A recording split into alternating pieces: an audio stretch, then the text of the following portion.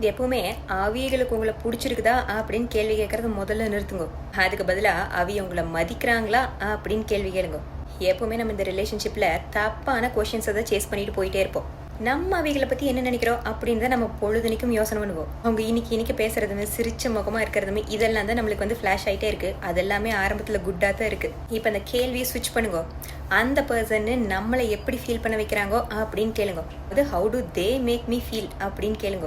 இப்போ நீங்கள் யாரோ ஒருத்தவங்களை புதுசாக பார்க்குறீங்க, பேசுகிறீங்க, சிரிக்கிறீங்க, ஒரே பட்டர்ஃப்ளைஸ் தான். அப்புறம் ஒரு நாளைக்கு வந்து மணி கணக்காக வெயிட் பண்ணுறீங்க, உங்களை இக்னோர் பண்ணுறாங்க, இல்லை மற்ற ஃப்ரெண்ட்ஸ் முன்னால் உங்களை டீஸ் பண்ணுறாங்க, உள்ளுக்குள்ள ரொம்ப ஸ்மாலாக ஃபீல் பண்ண வைக்கிறாங்க, லாஸ்ட் மினிட்ல பிளானை கேன்சல் பண்ணிட்டு உங்களை அப்செட் பண்ண வைக்கிறாங்க. அது லவ்வே அல்லோ, ஈகோ ஹை.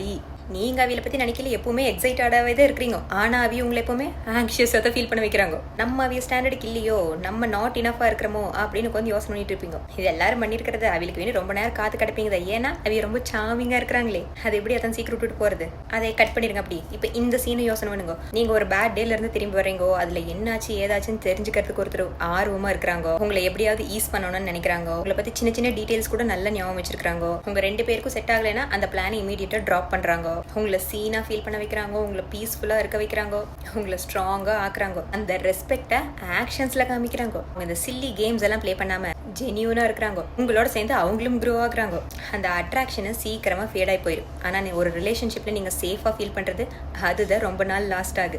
இதுதான் நீங்கள் டிசர்வ் பண்ணுற பர்சன். அதனால நெக்ஸ்ட் டைம் உங்கள் ஹார்ட் ஒரு பிட்டை ஸ்கிப் பண்ணும்போது உடனே கேளுங்க, இந்த பர்சன் கூட நம்ம ரெஸ்பெக்டடாக ஃபீல் பண்ணுறோமா, நம்ம காமாக இருக்கமா, நம்ம அவைய கூட குட்டாக ஃபீல் பண்ணுறோமா அப்படின்னு கேளுங்க.